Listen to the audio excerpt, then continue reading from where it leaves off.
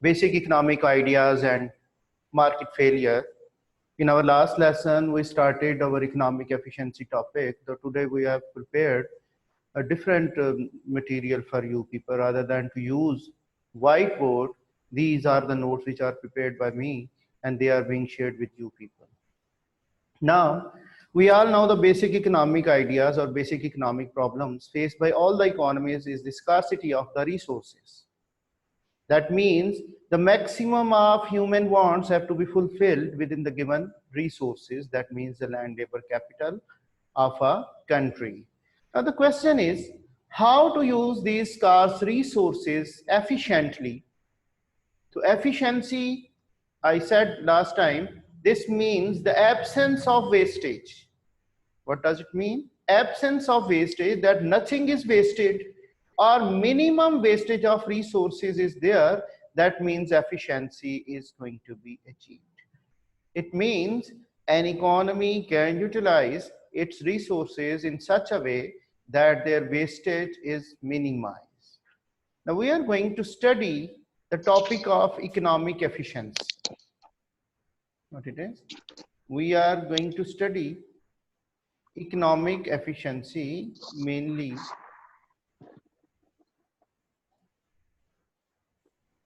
Okay.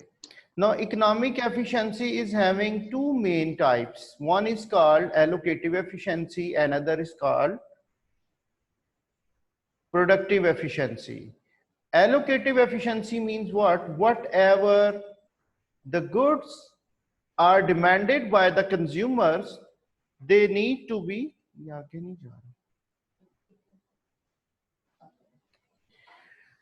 whatever the goods have been demanded by the consumers, they need to be provided by the producers.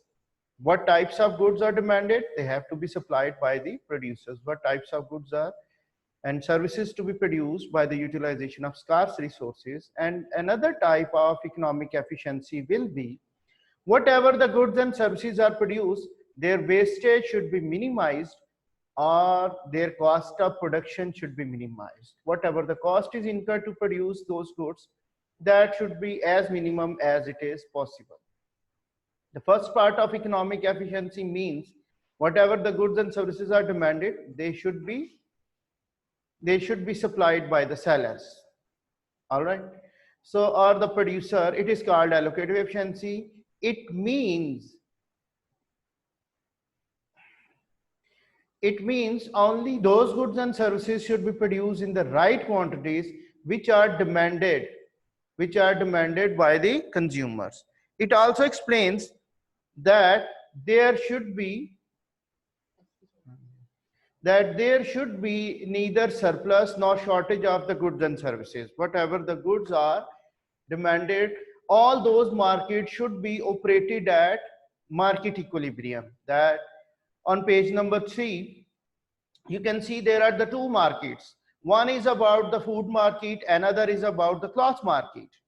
So we can say when both the markets about food and clothing, they are all operating at equilibrium point, then we say there is going to be allocative efficiency in both the markets, that whatever food is demanded, this is supplied by the market suppliers, and whatever the clothes they are demanded by the consumers, they have been supplied by the producers. So we say when all the markets they are operating at equilibrium point, then there is neither surplus nor shortage.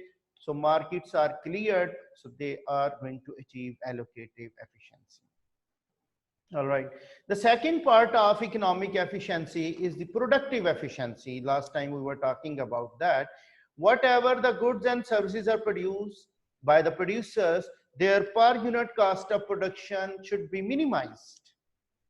Per unit cost means average total cost. You might have studied your average total cost in your O level.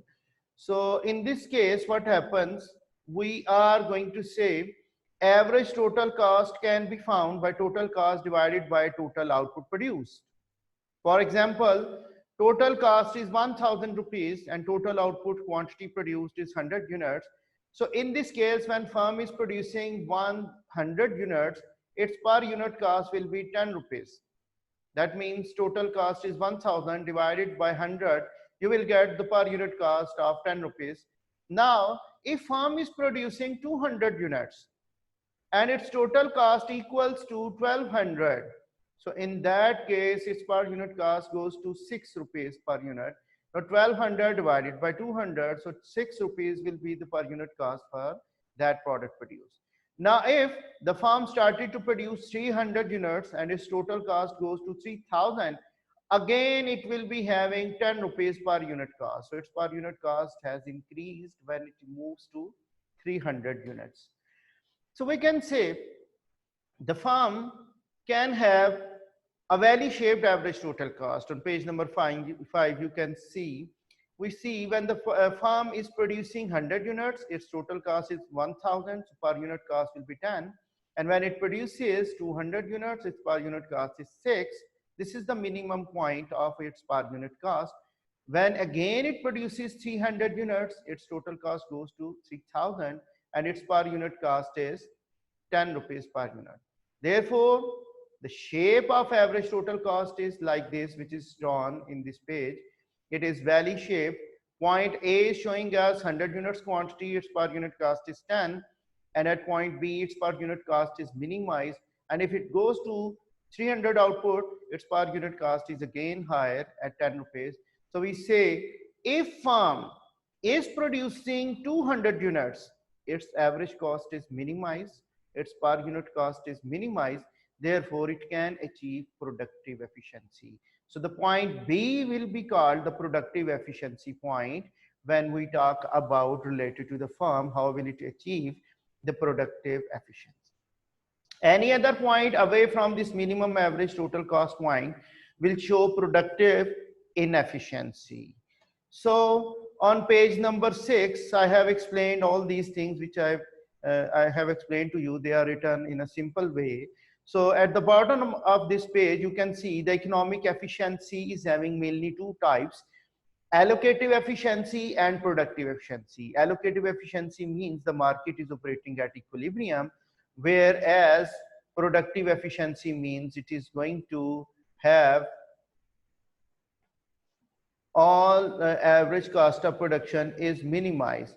So we say we are going to have productive efficiency at minimum of average cost, whereas the allocative efficiency will be at where market is going to be whatever goods are demanded, they are going to be supplied.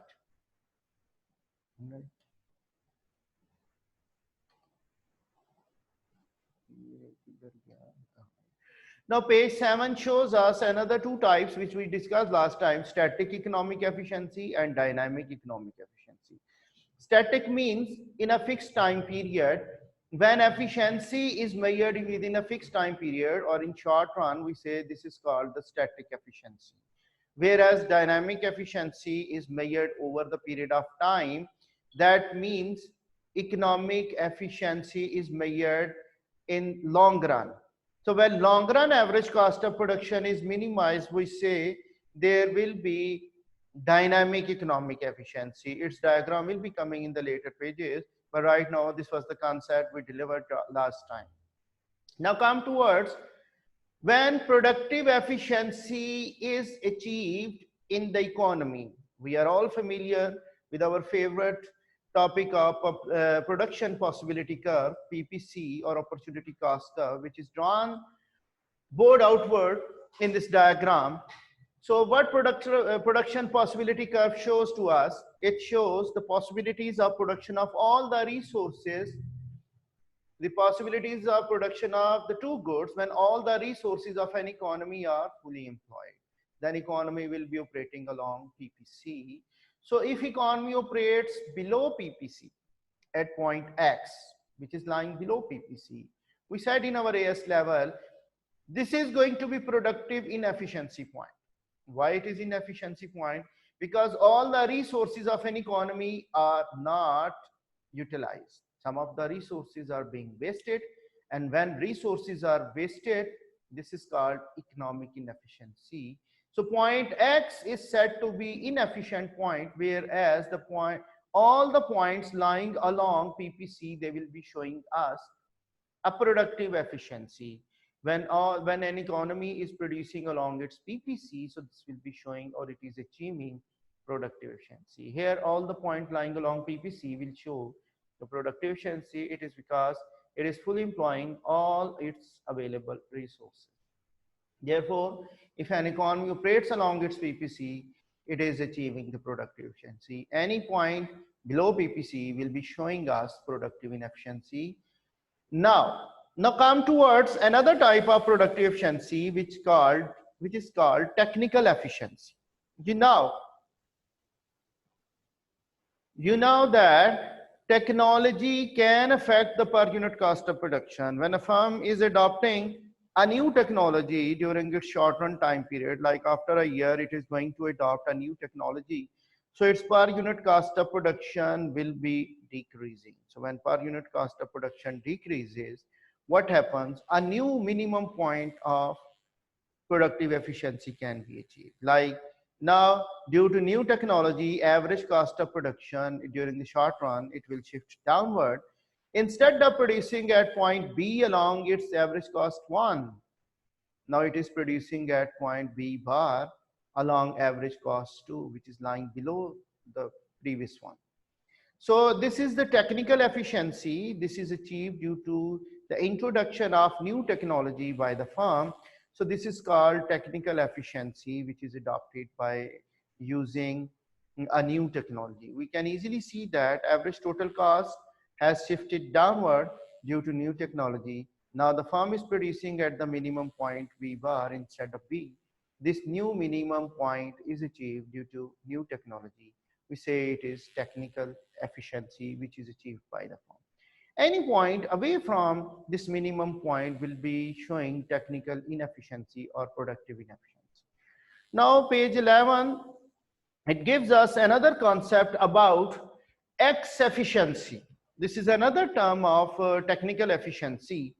Like there are so many technologies which are available to the firm that average cost 1 is showing one type of technology and average cost 2 is showing us another type of technology where per unit cost of production is further decreased, and average cost 3 is showing us the last form of technology, which is the most advanced one, and it has decreased our average cost to average cost 3.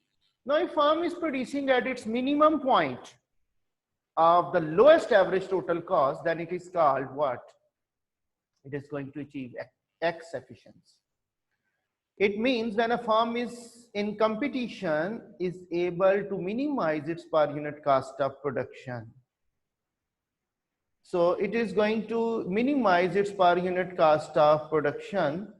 So in that case, we are going to say this is going to achieve X efficiency. What does it achieve? X efficiency.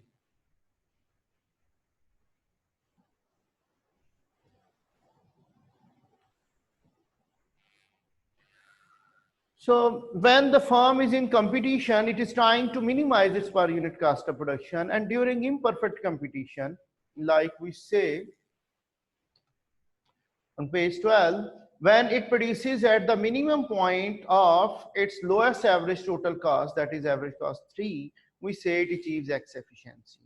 The point X labeled in the average total cost 3 is showing us X efficiency.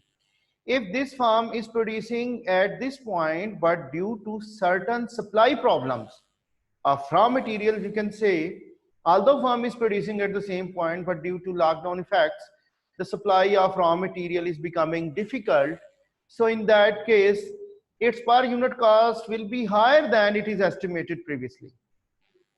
Would be higher than the point X. We say it is showing X inefficiency. So it happens during unusual conditions like lockdowns, like many supply problems by the producers, raw material suppliers.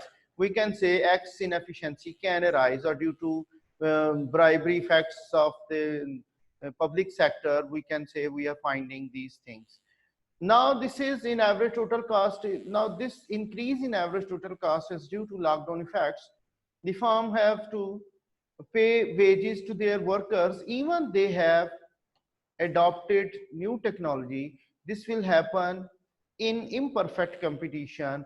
The firm are having X in efficiency. Now, come towards different types of allocative efficiency. Now, analyze the allocative efficiencies. So, allocative efficiency, we said once we said if all the markets are operating at equilibrium, there will be allocative efficiency. Now we are analyzing allocative efficiency in the firm. If firm is producing the output, do you think it will be achieving allocative efficiency in its production? For this reason, we need to know what is meant by the marginal cost of production. What do we mean by marginal cost? So for this, we need to revise our concept of marginal cost. So marginal cost means what? Marginal means extra or additional. Marginal cost means page 13. Marginal cost means it is an extra or additional cost of production of an extra unit produced. Whenever an extra unit is produced, so we say extra cost is incurred by the firm. On page 14, you can see when 10 units are produced, total cost of production is 100 rupees. When 11th unit is produced, total cost goes to 110. So the additional cost for additional unit will be 10 rupees. So when 12th unit is produced, an extra unit is being produced, total cost goes to 115. So the marginal cost will be 5 rupees for this extra unit. For the 13th unit, total cost goes to 117. So marginal cost will be 2. So marginal cost is declining up till 13 units. So when 14th unit is produced, total cost goes to 125. So the marginal cost will be for this extra unit will be 8 rupees. And 15th unit, total cost goes to 135, whereas marginal cost will be 10. And for 16 units, total cost goes to 150, whereas the marginal cost will be 15. So we see marginal cost steeply declines, then later on it goes to minimum point, and after reaching to the minimum point, it is steeply rising. See, for every extra unit produced, there is change in total cost. How much the total cost changes due to an extra unit produced will be called the marginal cost. Its shape can be like this. This is a steeper shape of the marginal cost of production. First it decreases, then steeply increases. Now we say if price charged by the firm is equal to the marginal cost of production, then firm achieves the allocative efficiency in its production. Now allocative efficiency in the firm will be the point if it produces at the point where price equals to marginal cost. If price is higher than marginal cost of production, that means firm is earning marginal profit, that it is gaining more price than it is incurring the additional cost of production. Therefore, we say allocative inefficiency is there. If it produces more, its marginal cost will be equating to price of the product. Now, if price is lower than marginal cost, again it is allocative inefficiency. Now here I have drawn a table for you people. Quantity is 1, 2, 3, 4, 5, and 6. Whereas price is given in terms of dollars, price is fixed at $5, and marginal cost is given on the third line. It is for the first unit, it is $2. For second unit, it is $3. For third unit, it is $4. So you can see for these 3 units, price is 5, which is higher than the marginal cost of production. The firm is producing an extra unit because it gives him marginal profit. So for the 4th unit, it has been circled as well. You can see price is $5 and its marginal cost is also $5. So if firm produces 4 units, then its price is equal to the marginal cost, and this is the point where it achieves allocative efficiency. Whereas the 5th unit, marginal cost is higher than the price. It is 6 marginal cost, whereas price charged by the firm is 5. And for the 6th unit, again, marginal cost will be higher than the price. So firm does not go beyond this 4th unit. So if it produces 4 units, it is achieving allocative efficiency. So you can say price is drawn on page 16 at $5, where marginal cost is intersected by the price, that is a quantity 4 unit, where firm achieves allocative efficiency in its production. Now bring both productive and allocative efficiencies of the firm within same single diagram. Now I have drawn average cost in this above diagram. What happens? The firm is producing at equilibrium point or minimum of average total cost, where its average cost is also minimized at $5 and its price is also equal to the marginal cost of production, which is also $5. Then this firm will be achieving both productive and allocative efficiencies. All right. So in order to see whether firm is achieving economic efficiency, its both conditions, productive and allocative efficiencies, need to be fulfilled. So in this case, we say when firm is producing at this equilibrium point, it is achieving both productive and allocative point. The point E on the above diagram will show both productive and allocative efficiencies to be achieved. When both productive and allocative efficiencies are achieved, we can conclude that this firm is achieving economic efficiency. Now, this is the diagram of dynamic efficiency of the firm. Dynamic means over the period of time. Now, this is the long run average total cost. You can see there are smaller average total cost at marginal cost curves. In year one, average total cost one was there with marginal cost, firm was producing at that point. You can see this is the point, this one, and then it goes to it adopts another technology which reduces the short run average total cost, and then we draw a third year average total cost which is further lower. So when we join these minimum points of short run average cost curve, we get long run average total cost, which is having more flatter shape. So we can say if firm is producing at the minimum of its long run average cost, which I mentioned, MES, minimum efficient scale of production, minimum. So minimum efficient scale of production means what? We say when firm is producing at its minimum efficient scale of production, we say the firm is achieving long run efficiency or dynamic efficiency rather than short run can show us different conditions. Sometimes firm is efficient, sometimes it is inefficient. So over the period of time, within 5 years, 10 years, if it is going to achieve its long run average cost of production is minimized, we say it is achieving dynamic efficiency.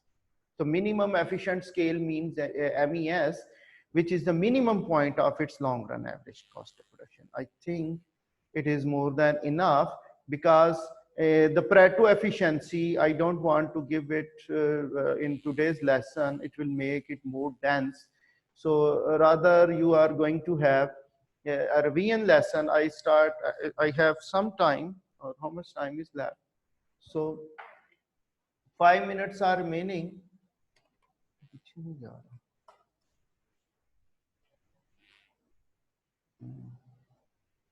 So in the first page of our lesson, I said the economic efficiency that is mainly studied because of scarcity of the resources. We need to have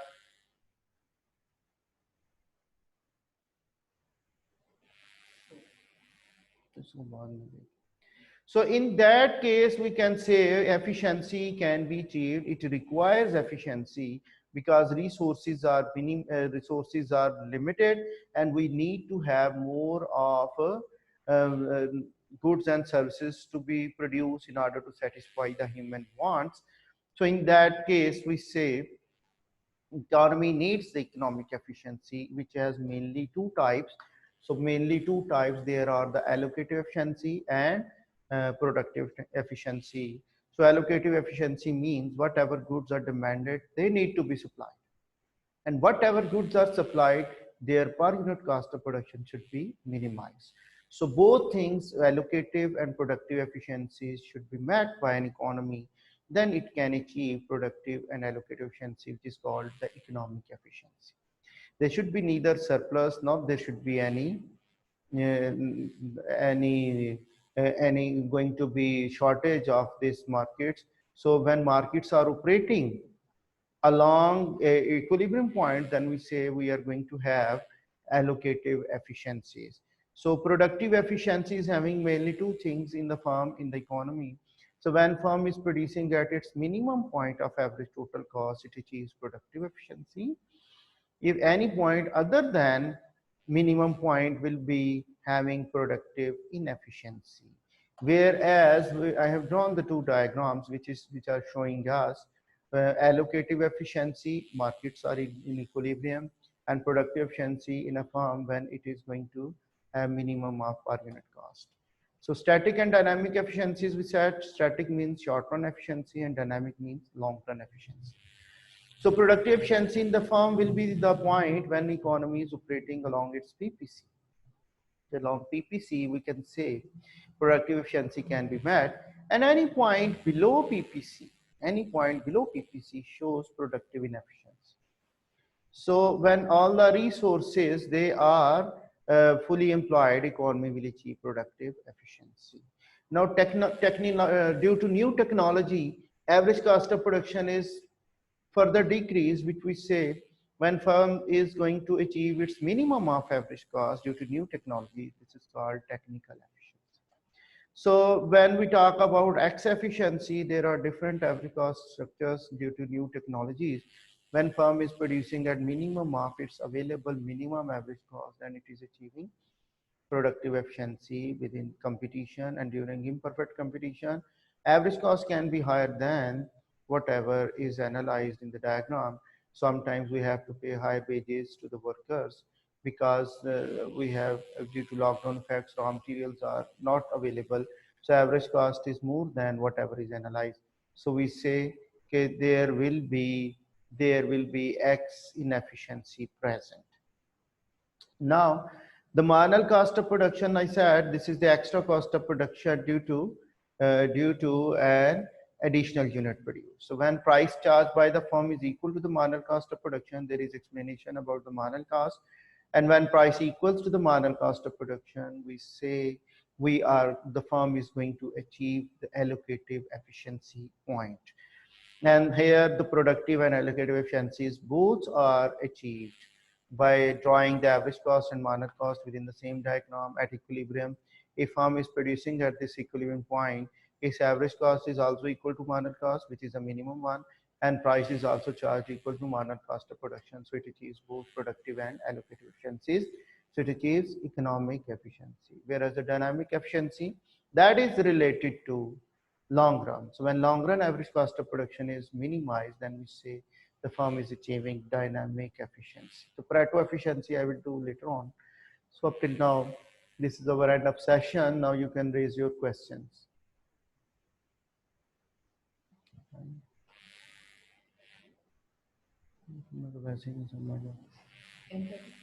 एक मैं ये message पढ़ दूंगा.